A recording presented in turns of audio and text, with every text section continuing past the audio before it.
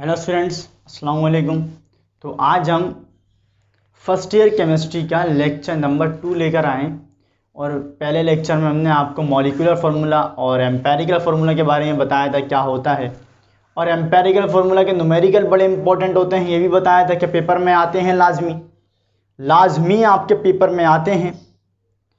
और ये भी आपको हमने स्टेप्स भी बताए थे और ये भी कहा था कि आपको डायरेक्ट न्यूमेरिकल्स नहीं कराएंगे, पहले स्टेप बताएंगे ताकि आपको न्यूमेरिकल करने में आसानी हो।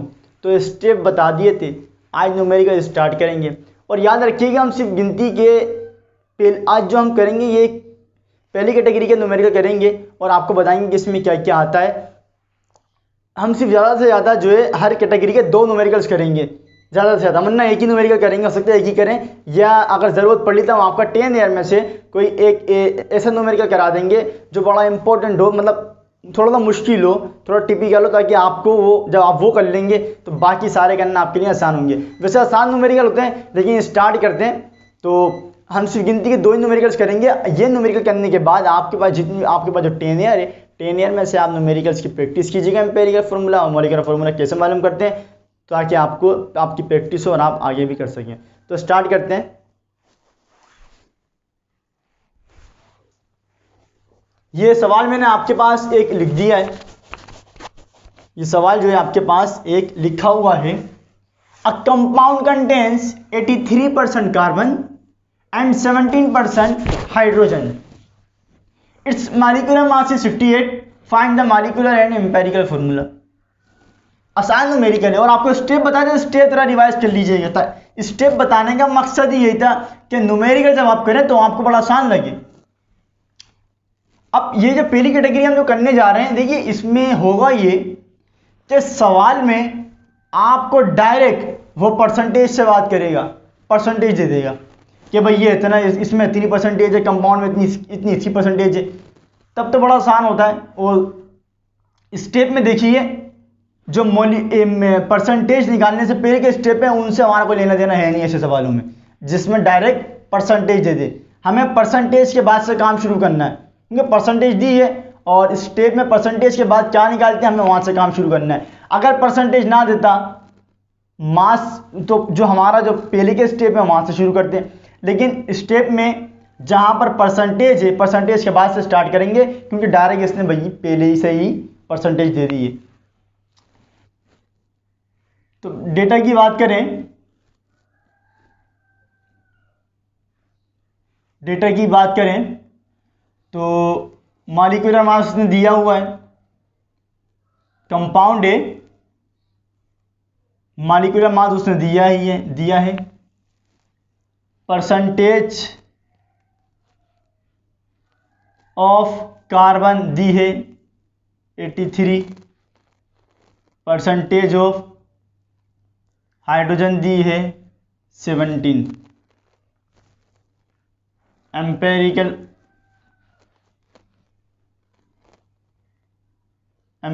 फॉर्मूला,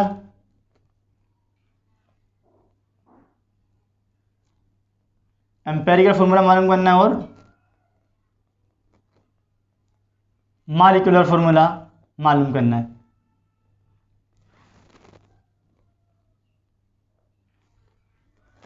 सही है भाई, ये डेटा है कि मॉलिक्यूलर मास उसने दिया हुआ है, बोले भाई एक कंपाउंड है जिसमें 83% कार्बन है, 17% हाइड्रोजन है, मॉलिक्यूलर मास जो है 58 है, तो मॉलिक्यूलर एम्पेरिकल फार्मूला बताइए। देखिए याद रखिएगा, मॉलिक्यूलर फार्मूला मालूम करने के लिए एम्पेरिकल फार्मूला का पता होना जरूरी है। तो हमेशा पहले एम्पेरिकल फार्मूला मालूम होगा, उसके बाद मॉलिक्यूलर फार्मूला मालूम हो सकता है, वरना मालूम नहीं हो सकता। तो मॉलिक्यूलर फार्मूला को मालूम करने से पहले एम्पेरिकल फार्मूले का पता होना जरूरी है। तो निकालते हैं भाई, परसेंटेज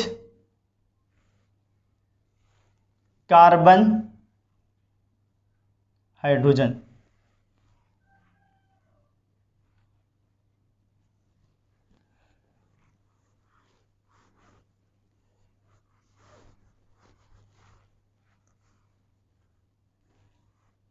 हमने क्या भाई क्या करते हैं स्टेप के अंदर, जब परसेंटेज दी हो, परसेंटेज के बाद हमारा स्टेप क्या होता है, परसेंटेज के बाद हमारा स्टेप क्या होता है, हम मोल रेशियो निकालते हैं। तो हम पहले कार्बन हाइड्रोजन को ऊपर लिख लें ऐसे, carbon hydrogen, carbon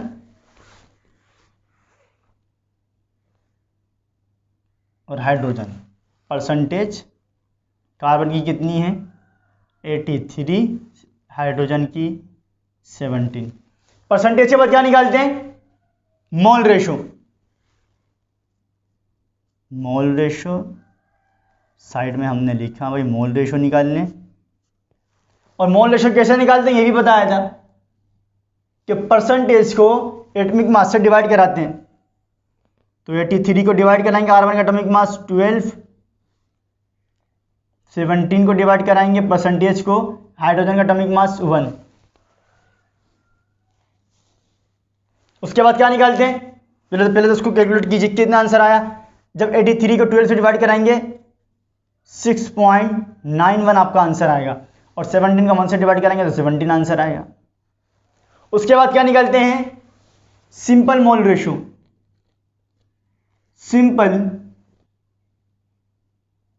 mole ratio, और वो कैसे निकालते हैं भाई, कि सारी की सारी मोल रेशो को सबसे छोटी वाली मोल रेशो से डिवाइड करा देते हैं। तो इन दोनों में से छोटी मोल रेशो कौन सी है 6.91, तो दोनों की दोनों मोल रेशो को सबसे छोटी वाली मोल रेशो से डिवाइड करा देंगे। तो सिंपल मोल रेशो 6.91 को डिवाइड करा दिया 6.91 से, और 17 को भी डिवाइड कराया 6.91 से। देखिए मेरे पास बोर्ड में जगह नहीं है, लेकिन जब आप पेपर में करें तो इसी तरीके से कीजिएगा, ऊपर एलिमेंट्स लिख दीजिएगा, फिर साइड में नीचे परसेंटेज आगे लिखिएगा, मोल रेशो आगे लिखिएगा, सिंपल मोल रेशो आगे लिखिएगा, इस तरीके से काम कीजिएगा। तो बहरहाल 6.91 से ख़त्म, 1 आंसर आया। 17 को जब 6.91 से डिवाइड कराएंगे तो 2.5 आंसर आएगा। परसेंटेज दी थी, मोल रेशो निकाला, सिंपल मोल रेशो निकाला। उसके बाद क्या करते हैं, right empirical formula. Empirical formula लिखेंगे, लेकिन प्रॉब्लम ये कि ये पॉइंट में, और मॉलिक्यूलर फार्मूला हो या एम्पेरिकल फार्मूला हो, ये पॉइंट में नहीं होते, ये पॉइंट में कभी भी नहीं होते। तो जब आपके पास आंसर पॉइंट में आए तो आप किसी इंटीजर से मल्टीप्लाई कीजिए, आप 2 से मल्टीप्लाई कीजिएगा, राउंड ऑफ बनाइएगा, 2 से मल्टीप्लाई कीजिएगा। अगर होल नंबर नहीं आता तो फिर 3 से मल्टीप्लाई कीजिएगा, 3 से भी नहीं आता तो फिर 4 से मल्टीप्लाई कीजिएगा। लेकिन ज़्यादा दूर जानने की आपको ज़रूरत नहीं पड़ेगी, आप 2 से ही मल्टीप्लाई करेंगे, आपका काम बन जाएगा, होल नंबर आ जाएगा।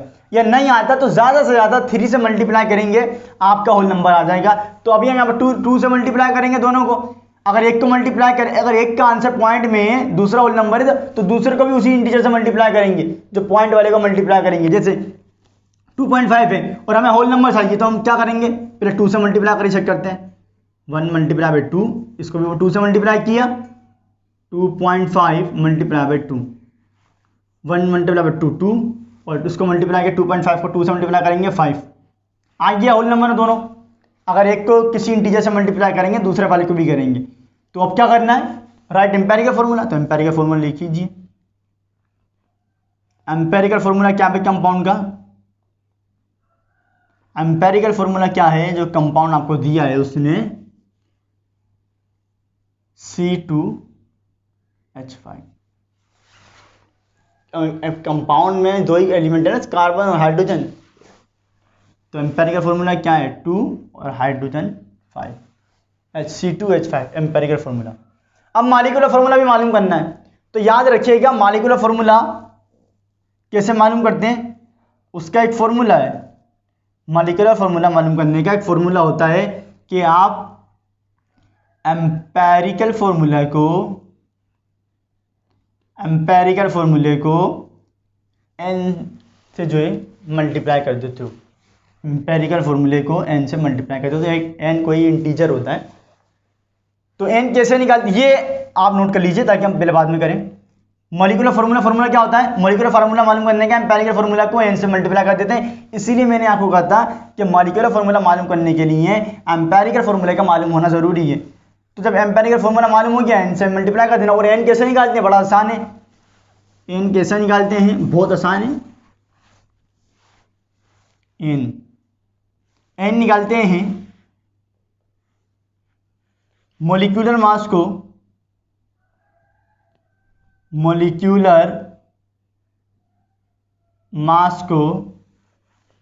एम्पेरिकल फॉर्मूला मास से डिवाइड करते हैं। मॉलिक्यूलर फॉर्मूला मास को एम्पेरिकल फॉर्मूला मास से डिवाइड कर देते हैं। तो सवाल में दोस्तों हमें बता चुका है कि भाई मॉलिक्यूलर मास कितना 58 और एम्पेरिकल फॉर्मूला मास से डिवाइड करा देंगे। अब मॉलिक्यूलर मास तो दे दिया, एम्पेरिकल फॉर्मूला मास निकालने के लिए हमारे पास कोई बड़ी बात ही नहीं है, क्योंकि एम्पेरिकल फॉर्मूला हमें पता है। तो एम्पेरिकल फॉर्मूला मास तो हम निकाल लेंगे, साइड में निकाल लीजिए आप। कितना आएगा एम्पेरिकल फॉर्मूला मास, एक कार्बन का 12, 2 कार्बन है 2 से मल्टीप्लाई किया प्लस 5 मल्टीप्लाई बाई 5। ये बताने की जरूरत तो आपको है नहीं है, आप तो पढ़कर आ चुके होंगे। एक कार्बन का 12, 2 से मल्टीप्लाई किया प्लस एक हाइड्रोजन का 5 से मल्टीप्लाई किया 12 2 24 प्लस 5, तो ये आएगा 29। तो रख दीजिए भाई। मॉलिक्यूलर मास कितना है 58, एम्पेरिकल फॉर्मूला मास कितना है 2। जब इसको डिवाइड कराएंगे तो आंसर आएगा आपके पास 2। एन की वैल्यू आ गई, अब क्या निकालेंगे आप, मॉलिक्यूलर फॉर्मूला। तो मैं यहाँ पे निकाल देता हूँ, उसी के आगे निकाल देता हूँ। एन की वैल्यू आ गई 2। अब मॉलिक्यूलर फॉर्मूला निकालेंगे। मॉलिक्यूलर फॉर्मूला कैसे निकालते हैं,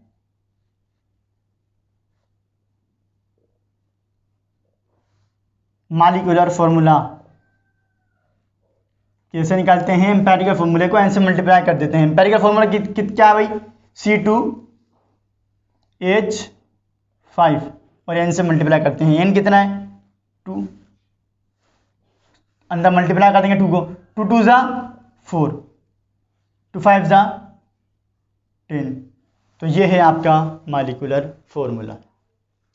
तो ये आसान से न्यूमेरिकल्स होते हैं, आसान होने के बाद भी बच्चे नहीं कर पाते, आसान होने के बावजूद भी बच्चे फिर भी नहीं कर पाते।